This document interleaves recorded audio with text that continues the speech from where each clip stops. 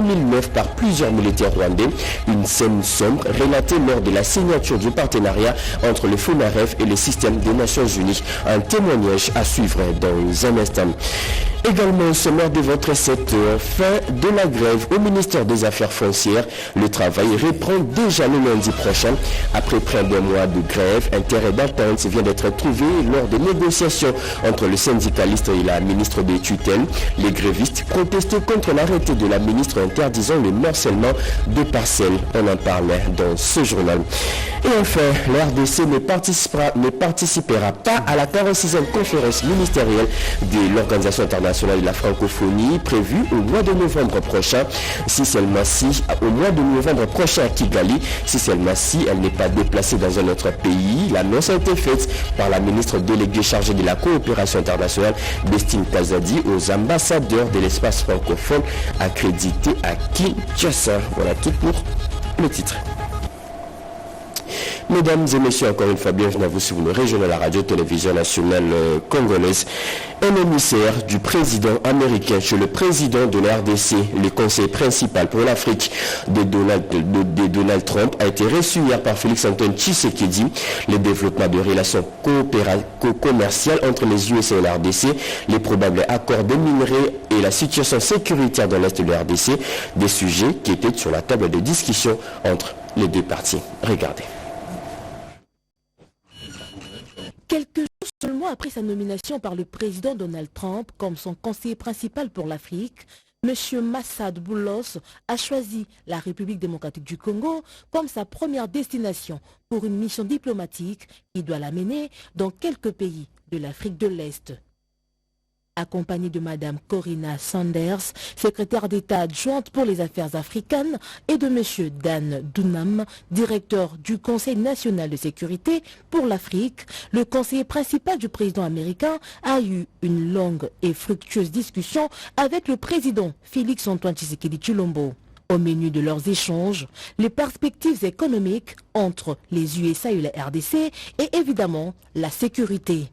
S'exprimant devant la presse présidentielle en français, le conseiller principal pour l'Afrique du président Trump a été très clair et pragmatique sur les deux sujets. La RDC et les USA sont déterminés à redynamiser leur coopération stratégique mutuellement avantageuse. J'ai apprécié l'opportunité de rencontrer le président Tshisekedi aujourd'hui.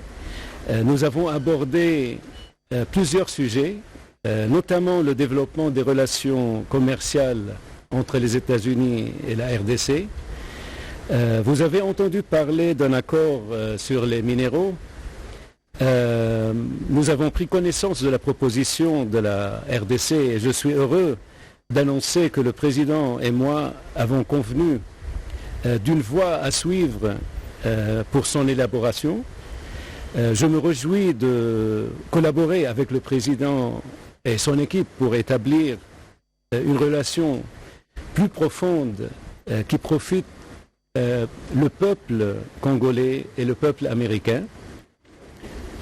Stimuler les investissements du secteur privé américain en RDC, notamment dans le secteur minier, est un objectif commun qui contribue à la prospérité de nos deux pays. Bien sûr, nous avons besoin d'un environnement plus propice aux affaires pour atteindre cet objectif. Soyez assurés que les entreprises américaines opèrent en toute transparence et stimuleront les économies locales. Il s'agit d'investissements de plusieurs milliards de dollars. Il s'agit d'emplois de dizaines de milliers de personnes. Il s'agit de transfert de connaissances. Il s'agit d'investissements dans l'infrastructure du pays. Mais il ne peut y avoir de prospérité économique sans sécurité. Donc, nous avons également discuté du conflit de l'Est de la RDC. Les États-Unis restent déterminés à soutenir la fin du conflit dont l'Est, et nous discutons des prochaines étapes avec nos partenaires congolais. Nous souhaitons une paix durable qui affirme l'intégrité territoriale de la RDC et la souveraineté de la RDC et jette les bases d'une économie régionale florissante. Cette relation présente un grand potentiel et nous apprécions l'occasion de discuter de la voie à suivre avec nos homologues ici à Kinshasa. Un engagement clair des USA aux côtés de la RDC et le soutien au processus régional peut faire cesser la guerre injuste, croit-on savoir. Après Kinshasa, Massad Boulos passera dans quelques pays de l'Afrique de l'Est. 10e journée, le mercredi dernier, des consultations politiques nationales pour la formation du gouvernement d'union nationale, le FCC, les CONAD de Moïse Monidela, tous de l'opposition ont défilé au bureau du conseil spécial du chef de l'État chargé de sécurité. Eberond Kolengele a aussi discuté avec Luzolo Bambi, Lisanga Bunganga et bien d'autres personnalités politiques. D'autres détails avec Patience Mboyo. À l'issue d'une rencontre avec le conseiller spécial du chef de l'État en matière de sécurité, Désiré Kachmi Kolongele, Jeannot Lopempe, qui conduit une délégation des cadres et jeunes du FCC aux consultations politiques, a tenu à préciser la main tendue par le président de la République n'est pas une faiblesse, a-t-il déclaré. Ce qui nous motive davantage, d'abord, c'est la passion du Congo. Pour nous, c'était un honneur voir le président de la République qui a tendu la main à l'opposition.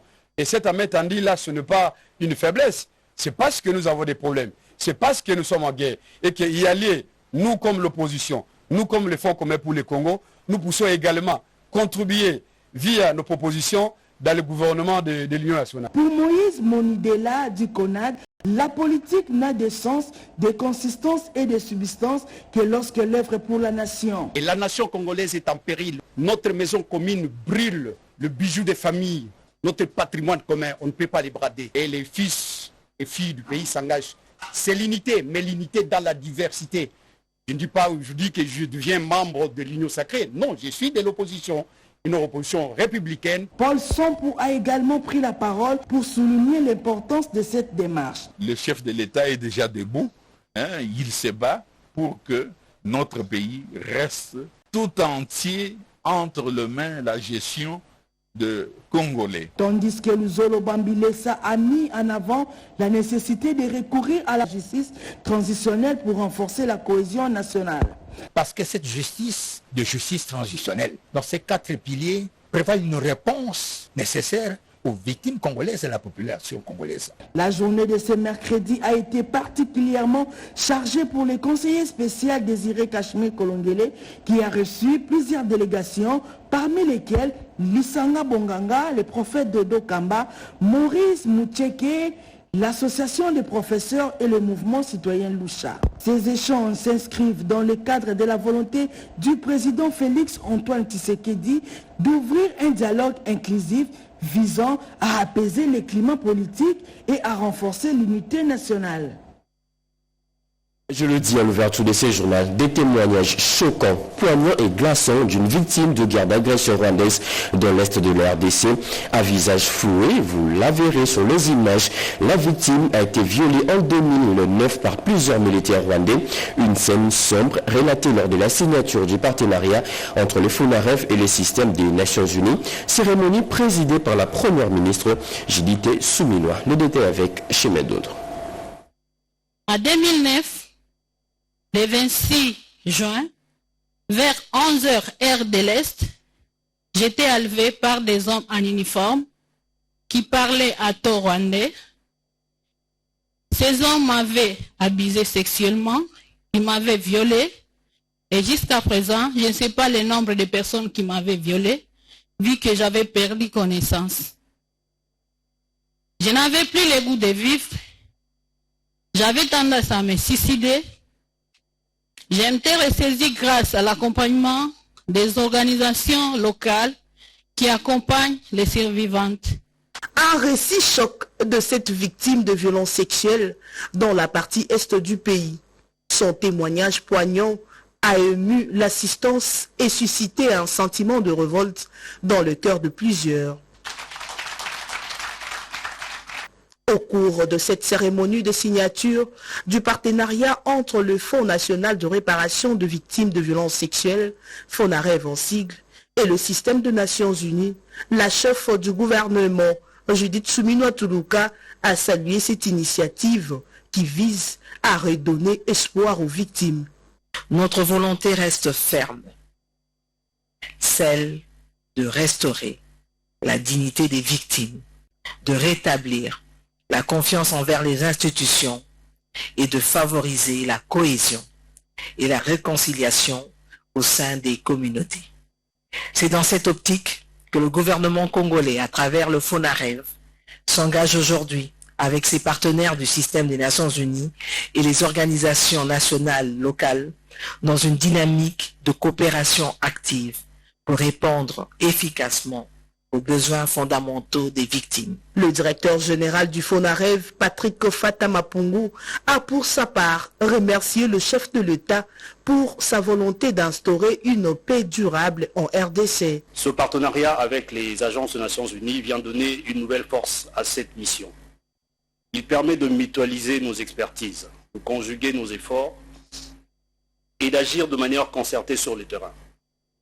Ensemble, nous mettons en place une réponse intégrée, pensée pour être à la fois digne, humaine et efficace. Le gouvernement souminois est résolument engagé pour la restauration de la paix durable au pays, mais aussi le respect de la dignité humaine. L'Angola, sous pression, Kinshasa appelle Luanda à user de son influence à la tête de l'Union africaine pour obtenir des sanctions contre le Rwanda. Les réseaux des jeunes parlementaires qui étaient hier chez l'ambassadeur angolais en RDC l'ont fait savoir. Annie Balaka nous explique.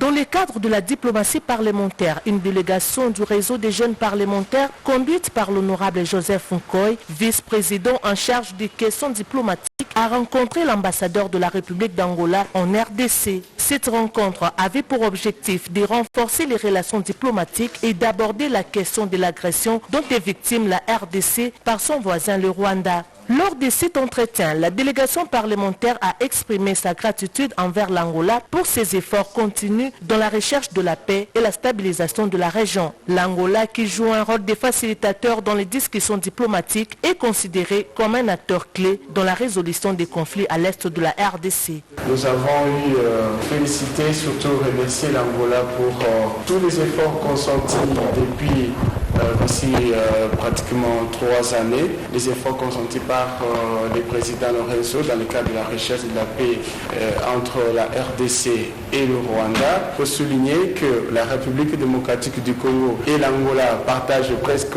la même histoire et c'est un devoir pour nous pour que nous puissions mettre en place nos forces, converger nos forces pour justement assurer le devenir de ces deux peuples. Notons que cette rencontre s'inscrit dans une démarche plus large de mobilisation des partenaires régionaux et internationaux en vue de mettre fin à l'instabilité qui prévaut à l'est de la RDC. Elle témoigne de la volonté du réseau des jeunes parlementaires de jouer un rôle actif dans la défense des intérêts nationaux par des actions diplomatiques concrètes. Au terme des discussions, l'honorable Joseph Nkoy a réaffirmé la détermination du réseau des jeunes parlementaires à poursuivre ses efforts en faveur d'une solution durable à la crise sécuritaire en RDC.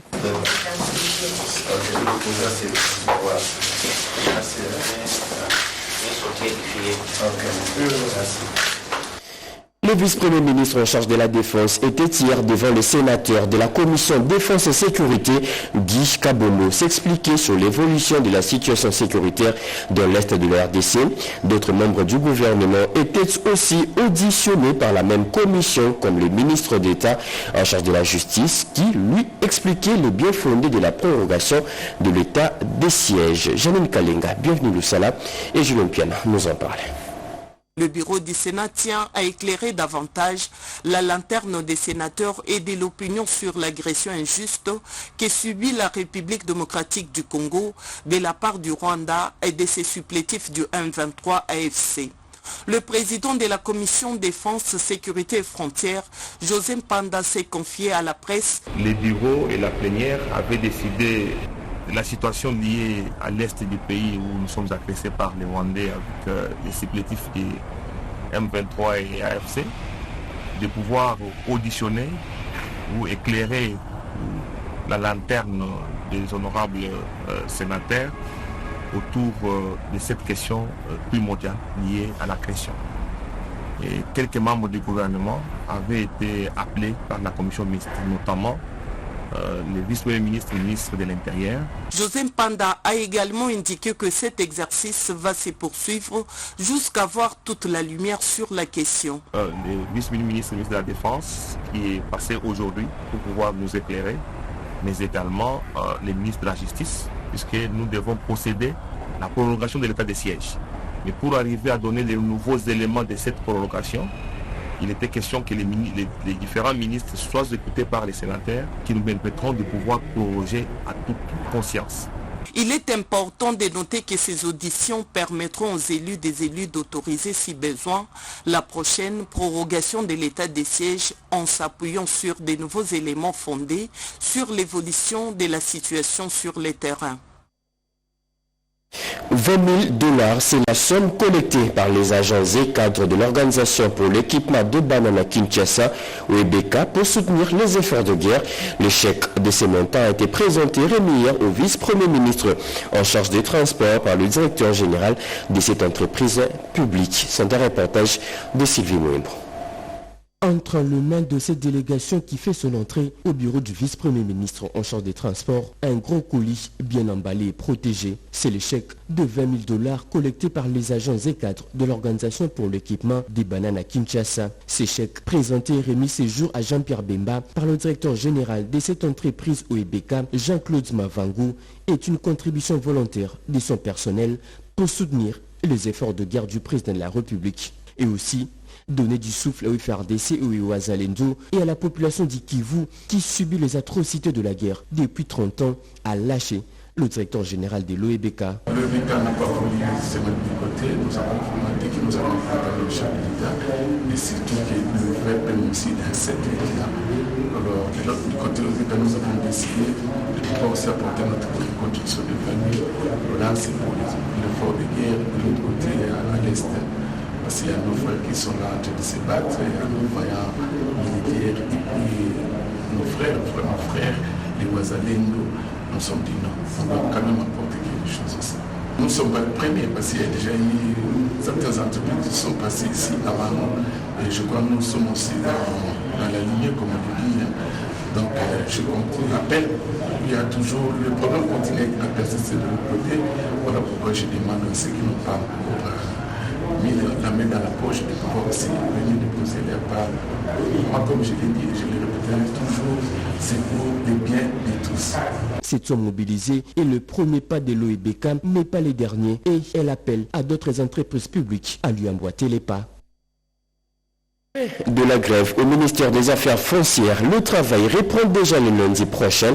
Après près d'un mois de grève, un terrain d'entente vient d'être trouvé lors des négociations entre le syndicaliste et la ministre de tutelle. Les grévistes protestaient contre l'arrêté de la ministre interdisant le morcellement de parcelles. Ils réclamaient aussi le paiement de primes spécifiques des agents. Plus de précisions avec Guy Bleskitik. Foncière dû à un mouvement de grève sauvage. Ce jeudi 3 avril 2025, la ministre d'État Akasia Bandou Bolambongo a reçu et écouté le syndicaliste gréviste. Ils ont soumis leurs desiderata auprès de la tutelle. Une déclaration de fin de grève a été lue. Après échange et négociation, le parti convient de points suivants. 1.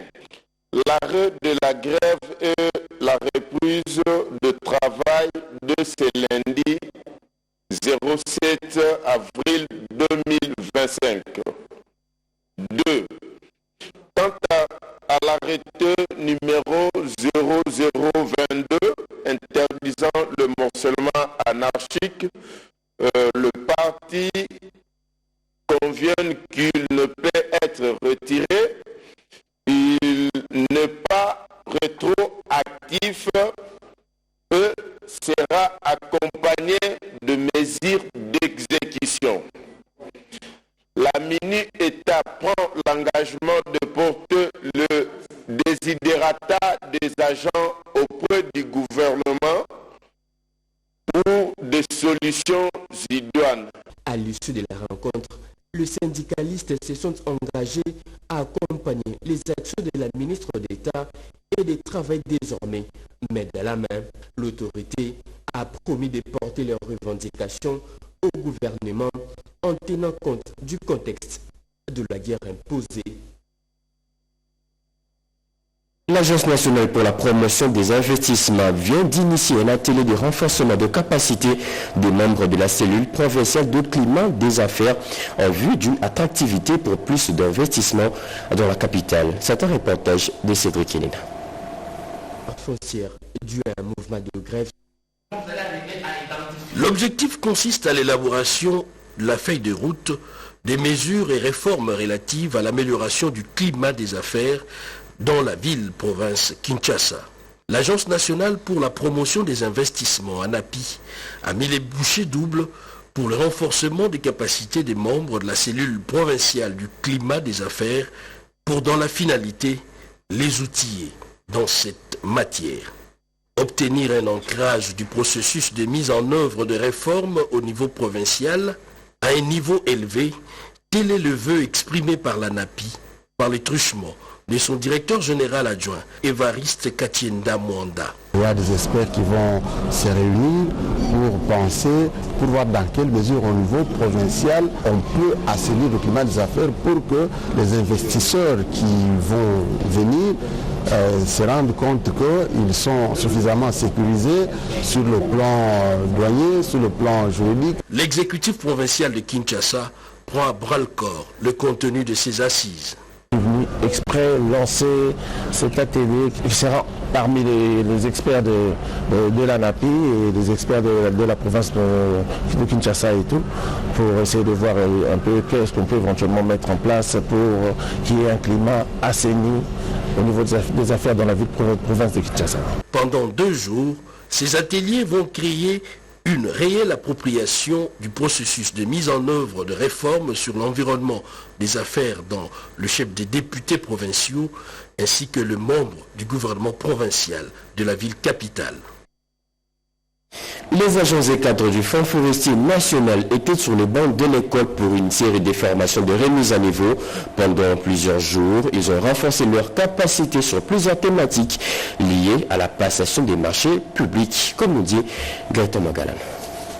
Des brevets aux membres de la cellule de gestion de projets de marché public du Fonds forestier national après une formation en passation de marché et conclusion de contrats de partenariat public-privé.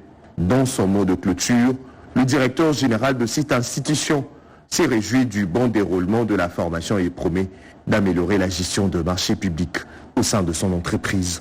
À son tour, le directeur général adjoint de la RAMP a félicité celui du Fonds forestier national pour l'initiative et l'organisation de la dite formation. Je ne saurais clore mon propos sans remercier les experts formateurs de l'ARMP pour la disponibilité et le dévouement tout au long de la formation.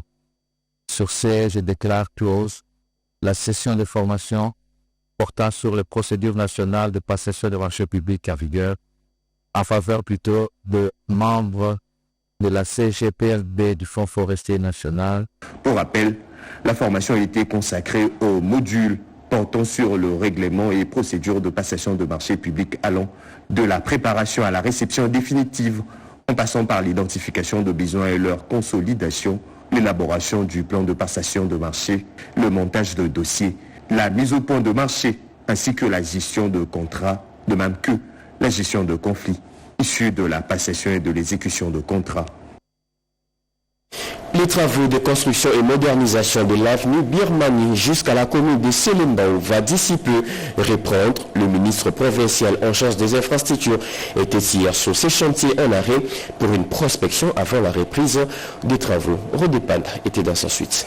La commune de Selembao mérite une bonne voirie à l'instar d'autres communes de la capitale Kinshasa pour assurer une bonne fluidité du trafic urbain et faciliter la circulation de la population. À Selembao, justement, l'avenue Birmanie, jusqu'à la hauteur de l'avenue manifeste, des travaux en cours devraient se poursuivre. Ce matin, le ministre provincial des infrastructures Alain Chimboulou est descendu personnellement sur le terrain pour évaluer la suite des travaux et relancer les chantiers sur demande du député provincial Mahon Touéné, élu de Selembaou. Après le constat, l'honorable Mahon Touéné explique la motivation. Après 3 mois passés pour le type de faisabilité avec l'équipe de l'ITPF, dont l'excellence Alain Chimboulou et le ministre, aujourd'hui il a décidé lui-même les demandes faites par moi et l'élu de Selembaou sur la construction de la route Birmanie et la réhabilitation de l'avenue Prince Akala. On l'a fait sous la pluie. C'est quelque chose encourageant pour moi. Je vois déjà la bonne volonté qui lui anime. Nous demandons à la population de Selembaou de continuer à garder l'air mal en patience. D'ici là, en tout cas, les choses iront dans leur faveur pour le début des travaux. Avec la réhabilitation de ces grandes artères dans la commune de Selembaou, Birmanie et la route 24 novembre vers Bambolé, Selembaou va bientôt revêtir de sa plus belle robe. RDC ne participera pas à la 46e conférence ministérielle de l'Organisation internationale de la francophonie prévue au mois de novembre de cette année à Kigali si celle-ci n'est pas déplacée dans un autre pays. L'annonce a été faite par la ministre déléguée chargée de la coopération internationale, Bestine Kazadi, aux ambassadeurs de l'espace francophone accrédité à Kinshasa. C'était au cours d'une cérémonie de remise-reprise entre le président entrant et sortant du groupe des ambassadeurs francophones. Gaëtan Magala.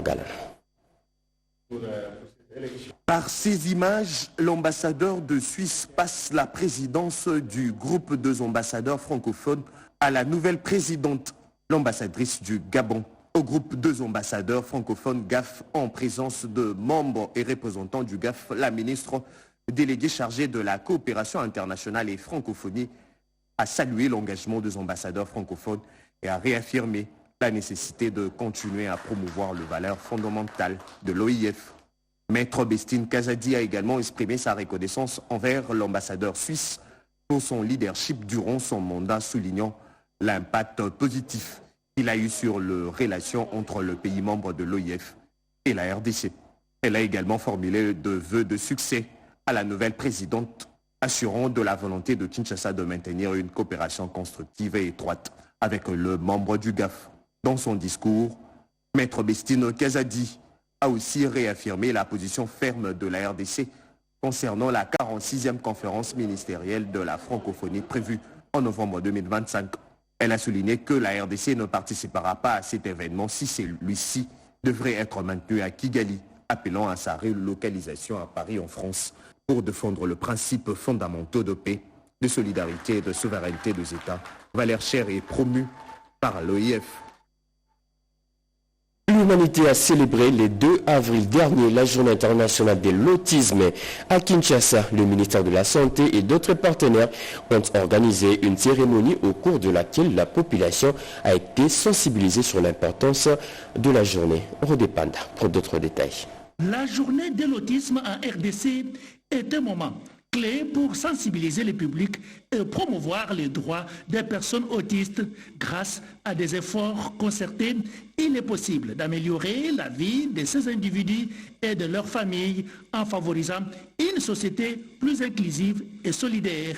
Il est essentiel que chacun prenne part à cette lutte pour la reconnaissance et le soutien des personnes atteintes d'autisme. La journée mondiale de sensibilisation à l'autisme est célébrée en 2025 sous le thème « Promouvoir la neurodiversité et les objectifs de développement durable ». J'aimerais saluer l'engagement du gouvernement de la République démocratique du Congo à la cause des personnes autistes, l'engagement personnel de Mme Irène Essambo Diata, ministre déléguée en charge des personnes vivant avec handicap et autres personnes vulnérables, qui a initié depuis l'an passé la célébration officielle de la journée de sensibilisation à l'autisme. L'Assemblée générale des Nations Unies a désigné le 2 avril comme journée mondiale de sensibilisation à l'autisme par sa résolution adoptée le 18 décembre 2007. Les Nations Unies ont observé cette journée comme un moyen d'affirmer et de promouvoir la pleine réalisation de tous les droits de l'homme. et libertés fondamentales des personnes autistes. Ensemble, nous pouvons faire la différence. La journée d'aujourd'hui, 4 avril et demain, samedi 5 avril, déclaré chômé et pays en RDC. Le pays se souvient du combat de Simo Kimbangu et de la conscience africaine. Et voilà, c'est fini pour ce journal dès 7h. Mesdames et messieurs, ce journal a été coordonné par Guy Matundu, réalisé par Mamita Bangoulou Pecho Moubenga Kasongo. La partie technique a été assurée par Medar Moubenga, Anomuti Alain Ngalia, Hugo Volé. Merci de nous avoir suivis. Prochain rendez-vous de l'actualité, c'est à 13h.